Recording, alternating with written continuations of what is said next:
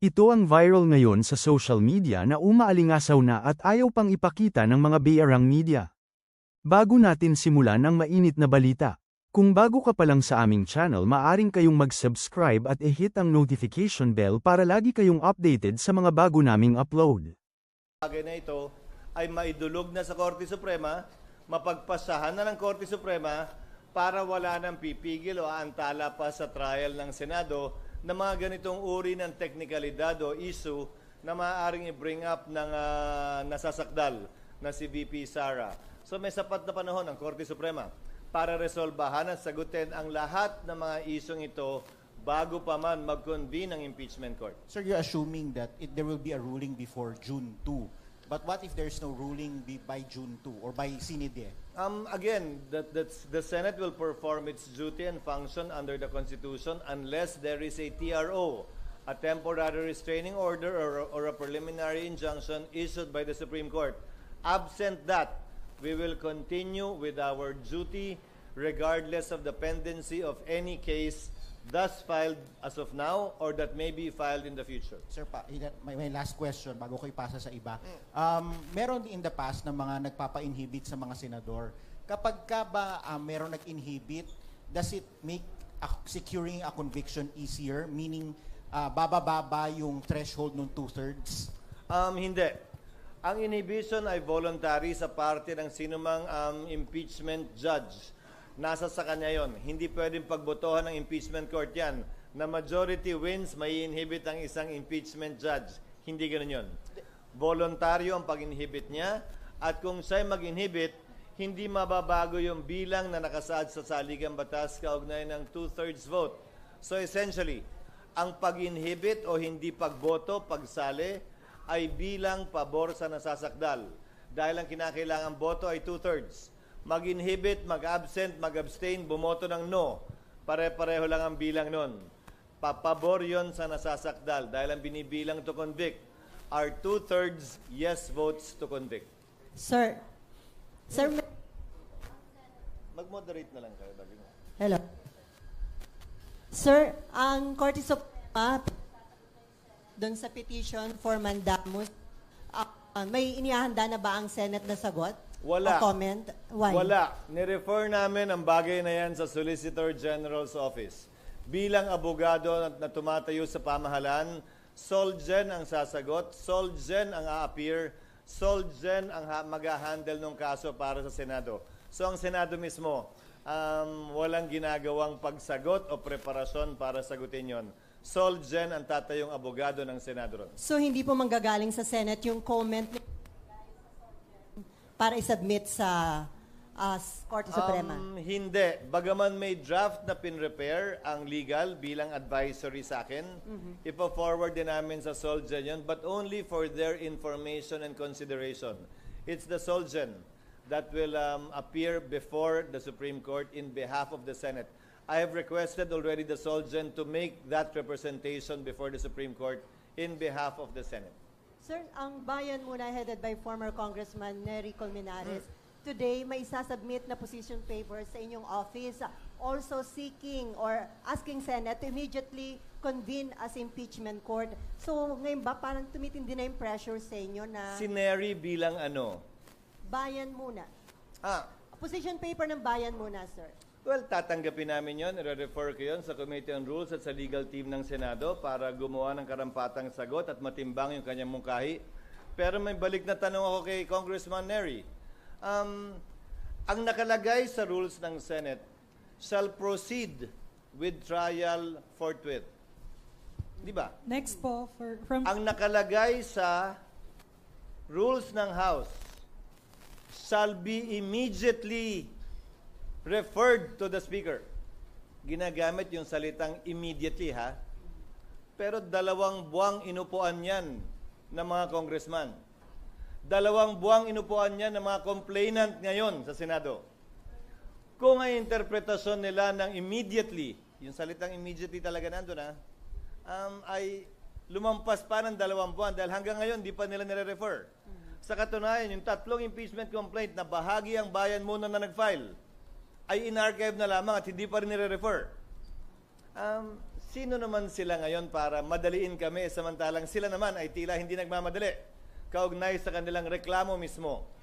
Dagdag pa, gaya ng sinabi ko, hindi namin pwedeng ma-refer na yan at ma-convene yung court nang walang sesyon ng Senado. Sir, Pero i-refer namin yun sa aming mga legal teams para makonsidera yung kanilang mga suggestion. Last na lang, sir. Kasama doon sa kanilang position paper, yung gamitin nyo na lang daw yung na-approve at na-publish na impeachment rules ng 19th Congress. Pwede naman talaga namin gamitin yon at isa yon sa pinag-aaralan namin. Dahil pag may binago kami sa rules na makakaapekto sa substantive rights ng kasalukuyang nasasakdal na si VP Sara, baka magreklamo na naman siya na, uy, binago lang talaga to para sa akin. Sadyang para patamaan ako, gamitin laban sa akin. So isa yun sa konsiderasyon sa pagbabago namin ng rules. Na ang babaguhin namin ay yung mga dapat baguhin na hindi naman makakaapekto sa kasalukuyang mga karapatan ni Vice President Duterte. So iko-considera po namin yon. Pero ulitin ko, old rules man o new rules, kailangan may sesyon ang Senado, kailangan may sesyon ang Kongreso bago kami makapag-convene ng impeachment court. Bilang huling sagot sa katanungan mo, may pressure ba sa akin? Wala. Dahil tulad ng sinabi ko sa inyo, unang araw pala ng pagkakasampa ng impeachment. Sino mang pabor sa impeachment o tutol sa impeachment, hindi matimbang ang opinyon para sa akin. Dahil patas, parehas at pantay namin tatratuhin itong impeachment at kasong ito nang walang pinapaboran, walang tinititigan, walang tinitingnan lamang. Next from PTV4, then Marlon. Parang boljak yung mga mic nyo. Clau, yung mic. Hello, good morning, sir. Yes. Sabi rin po ni Congressman Colmenares, under the Senate rules, pwede na raw po kayong gumawa ng preliminary action like sending a copy of the impeachment complaint to VP Sara Duterte and giving her 10 days to reply. Personally, I tend to agree with Congressman Nery Colmenares. However, prudence is the better part of valor. Hindi siya klarong nakalagay sa rules at isa yan sa pinag-aaralan naming iklaro sa rules. Nando naman na yan, hindi yan karagdagang kapangyarihan, ikaklaro lang. Para yan ang magawa namin sa recess dahil 2 linggo lamang ang sesyon ng Senado pag-resume namin sa June 2 at saka dahil may mga senador na mag-expire ang term sa June 30. Sir, once the impeachment trial proceeds, as Senate President, sir, do you have an instruction to your fellow senators na mag-refrain muna on commenting on the impeachment issue since magsaserve sila as senator judges? Mula nung na-file yung impeachment, nanawagan na ako at nagbigay na ako ng hudyat sa mga miyembro ng Senado. Isabay na natin yung mga tumatakbo sa Senado ngayon. Mananalo man o hindi, may panalo man o wala, pasok man sa survey o hindi. Dahil hindi naman natin alam ang kapalaran kaugnay sa resulta ng halalan. Na maging maingat na huwag i-prejudge yung kaso dahil ni isa sa kanila, ni isa sa amin, wala pang nakikitang ebidensya, laban o pabor kay VP Sara para kami magsalita na kami mag-a-acquit o kami magko-convict. Fairness dictates, nothing less. Ito sa legal staff ko, yun ang aming conclusion. Forthwith, andun yung forthwith kasi, ano yan hindi naman yan technical na salita na English ano yan normal na salita lang yan. Ibig sabihin nun bilisan, without any delay, yun ang aming conclusion. Tapos para lang sigurado na tama kami, tinignan namin yung Filipino version ng ating constitution na nasabi doon, isunod agad. Parang, so parang common words ito. Ano yung sabihin nun? Isunod agad. Ano? So sabihin kumilos kayo agad. So yun ang conclusion ng inyong opisina at nagkaroon ho ba kayo ng concern na baka maharap sa maraming challenges ang Senate kung hindi agad actionan itong articles of impeachment against VP Sara? Well, hindi lang sa challenges na i-question kami o ano, yung aming mismong di ba? Lahat naman kami nanumpa na ng oath of office na susundin namin ang mga utos na nasa konstitusyon. Kung yan ang tamang pagbasa ng konstitusyon, dapat kumilos kami ng mas mabilis sa pinaplanong kilos na June 2 pa. So, nakita nyo yung necessity na i-remind Senate President Escudero, the mere fact na may statement siya na hindi nga sir June 2 eh, after SONA pa. Parang June 2 pa mare-refer sa reference of business, parang ganun. So masyado pong matagal yun kasi from February 5 halos 4 na buwan yun. Hindi na yon compliant sa sinabi ng Constitution na kumilos agad. Pero Or sir, kilusan agad. aside sa inyo, may petition na sa Korte Suprema, meron ding isinabmit na position paper ang bayan muna, almost the same dun sa stand nyo. Pero according to Senate President Escudero, parang hindi siya magpapapressure, hindi daw mamadaliin dahil mag-iingat sila na tama yung proseso para walang maging bala ang Office of the Vice President na ma-question ang mga magiging hakbangin ng Senate. Hindi, mabuti naman na nag-iingat nga siya. Pero yung interpretation din naman namin is, after studying na rin ito. Pinag-aralan na rin namin ito. Ito nga conclusion namin. So, meron din po tayong matibay na legal basis kung kilusan na ng Senate ang impeachment complaint or ang articles of impeachment. Meron tayong matibay na legal basis. Ang legal basis natin, ang Constitution, plus ang Senate rules mismo. Tinignan namin pareho eh. Hindi namin nakuha ang impresyon na kailangan nakasession ang Senado as a legislative body. Pero nakasession ang Senado. So pwedeng magtawag ang Senado ng special session ng Senado. Hindi po ito yung special session na kailangan tawagin ng Presidente kasi pati House of Representatives abalahin natin. Hindi naman sila kailangan abalahin na eh. Tapos na yung kanilang pag-overtime sa nung kinilusan na nila yung articles of impeachment. Ginampanan na nila yung kanilang tungkulin sa Constitution. Nag-overtime na sila doon. So, ang tinitignan ngayon nila, ang Senado, kayo naman na mag-overtime kasi kayo na yung korte. Ganun po yun.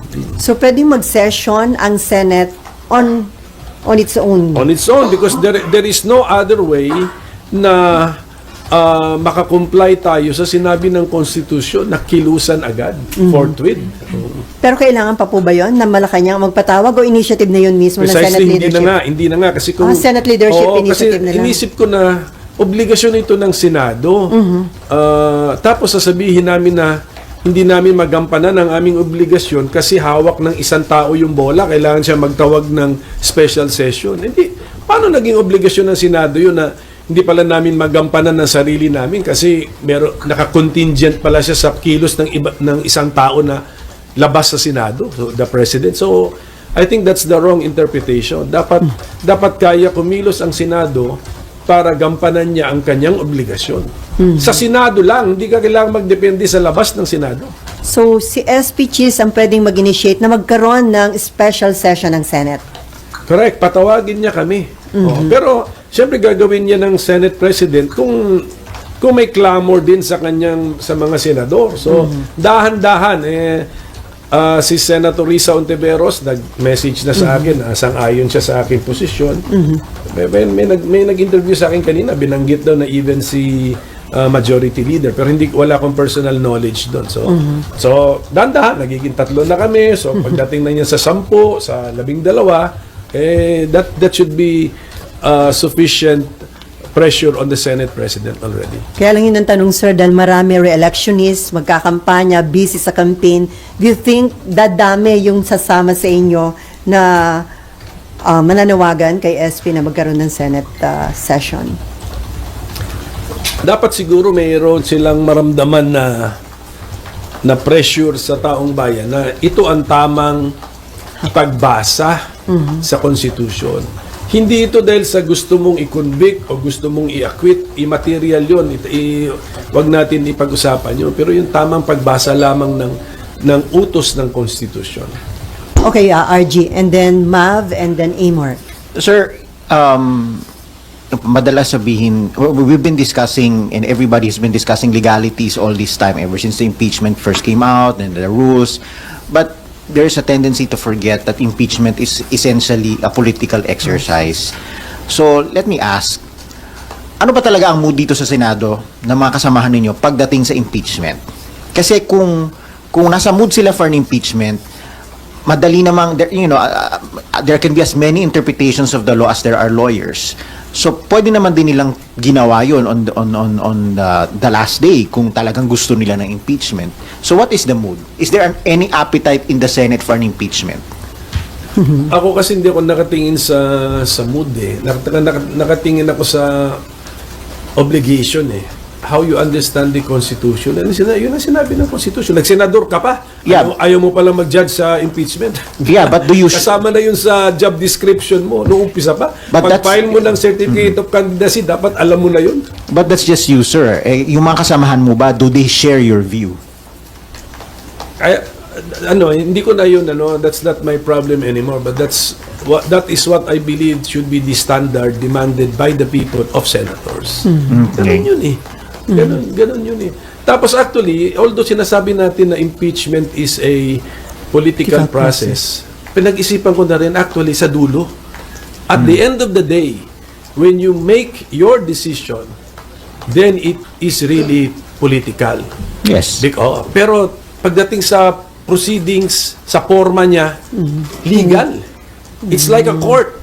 Yeah, pero ang mga judges mo, puro politiko. Correct. At the end of the Hindi day, rin sila lahat abogado. Correct. At the end of the day, you will look at your conscience. Pero yung mga procedure dito dapat sundin. Pag sinabi ng Constitution, forthwith, mag-trial na tayo. Dapat ganun.